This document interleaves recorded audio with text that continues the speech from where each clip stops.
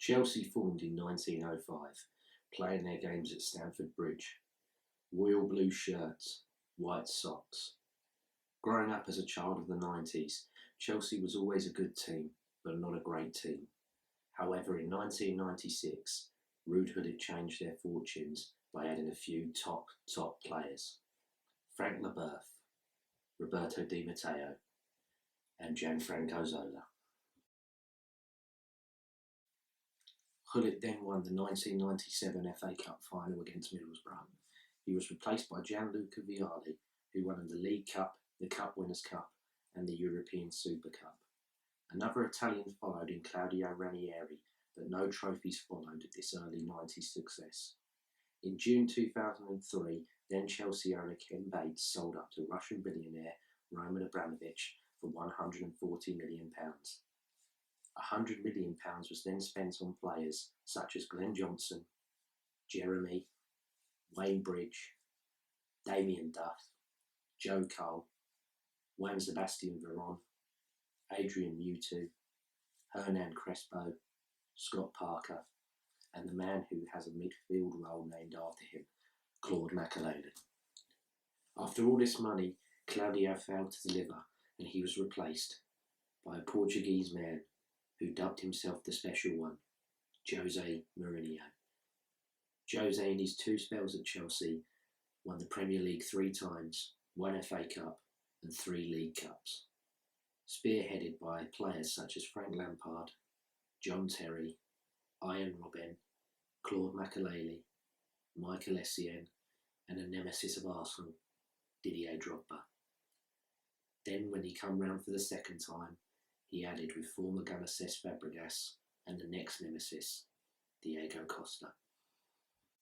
In between these 2 spells by Mourinho, many managers followed: Scolari, Grant, Hiddink, Ancelotti, AVB, Di Matteo, Benitez, and Conte. Success never hindered Chelsea, and in 2012 they achieved the dreams of every Arsenal fan, becoming the first London club to win the Champions League against Bayern Munich in Bayern Munich's own backyard, the Allianz Arena.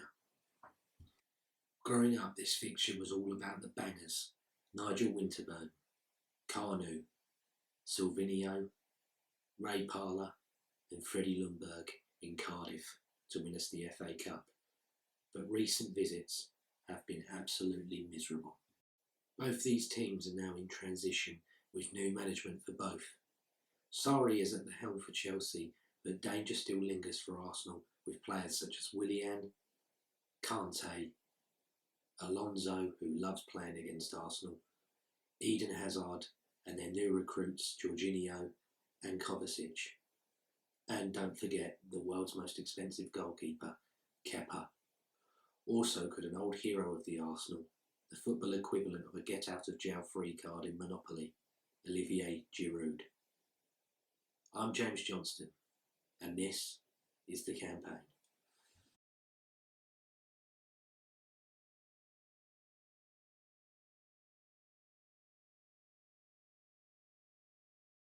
Sometimes the sunshine, I gotta slow it right down. The times really just too fast for me, yeah. We'll see things you'll never see. You and I are gonna live forever. I said maybe, I don't really wanna know. It feels the way I do about you now. And all the roads we have to walk are winding, and all the nights that led the way are blinding. There are many things that I would like to say to you, but I don't know how.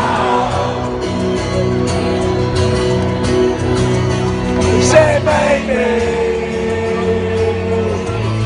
you're gonna be the one that saves me.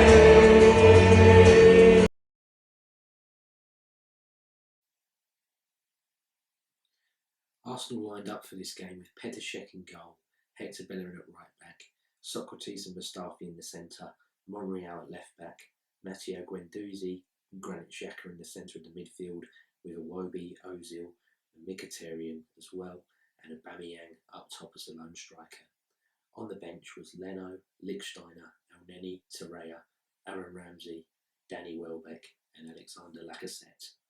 I was happy with this as Monreal is a more natural left back, and Iwobi was in for Aaron Ramsey, which pushes Ozil in as the 10 and keeps Iwobi out wide with Mkhitaryan, which I think they're better at than putting Ozil out on the wings. 9 minutes in and Arsenal start badly. Bellerin is dragged out to Willian, leaving Mkhitaryan on his own in a foot race with Alonso.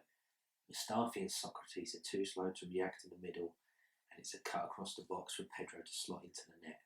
1-0 down. Guendouzi lays off a perfect ball to Hector Bellerin, who lays it lovely across the box to Aubameyang. All he has to do is hit it in either corner, and it's 1-1 and the game is back in the balance. Unfortunately, the ball sails right over the bar. Less than a minute later, the ball's pumped long by Chelsea, and it ends up with Morata. He's in a one-on-one foot race with Mustafi, who has to do better for me, but then he slots it in past Petr Cech and makes it 2-0. You sat there and you're just thinking, not one of these days, Arsenal. Please, not one of these days. The ball is then laid off to Mkhitaryan, who's got an easy chance as well, like Aubameyang, but he skies it also. This, compiled on top with his lack of defensive responsibility in protecting Hector Bellerin, made me think it wasn't Mkhitaryan's day. However, I was soon proven wrong. 37 minutes in and Ross Barkley is dispossessed by Monreal. The ball gets to Iwobi, who's been on a great run, and it comes to Mkhitaryan on the D. He fires in his shot. 2-1. Game on. In the 41st minute, Guendouzi picks it off to Bellerin. It's a lovely layoff to Mkhitaryan across the box to Iwobi, and he finally finishes it. 2-2. Coming out of half-time, I was quietly confident. Arsenal made changes in the second half. Granit Xhaka went off for Torreira. Aaron Ramsey come on for Ozil, who had a very, very poor game, and Lacazette come on for Iwobi. In the 81st minute, it was poor defending again by Arsenal, and that man Alonso made easy pickings of the goal. I love Lacazette, but it's a suicide ball, and the lack to make up for his mistake was absolutely piss poor. It's a 3-2 loss against Chelsea, and it's another loss again, just like the loss last week to Man City. It's very, very poor from Arsenal. I've always said for many a season now that a game of football lasts 90 minutes, and we played well for about 20 of this game in that spell when we got the goals back in the first half. In terms of the best Arsenal player, I have to give this to Alex Iwobi. I thought he shone on the day. He always took his player on and was a threat and assertive on the wing. We all know deep down he wants to play that number 10 role, but he's being asked to be that winger, and he got his goal and was involved in the other goal, and was great all round. I also have to give credit to Guendouzi. His tackles and interception this game was brilliant, but it increasingly worries me that a 19-year-old has more guile and guts than international experienced players in this Arsenal team. Our defence is not very good at all in their 1v1 duels. We need to get settled quickly in the midfield and help break these attacks at source. Otherwise, the clean sheets, the victories and the draws can be kissed goodbye. It's West Ham next. We're both on 0 points. We must get 3 points on the board. Thanks for watching. Please like, comment and subscribe.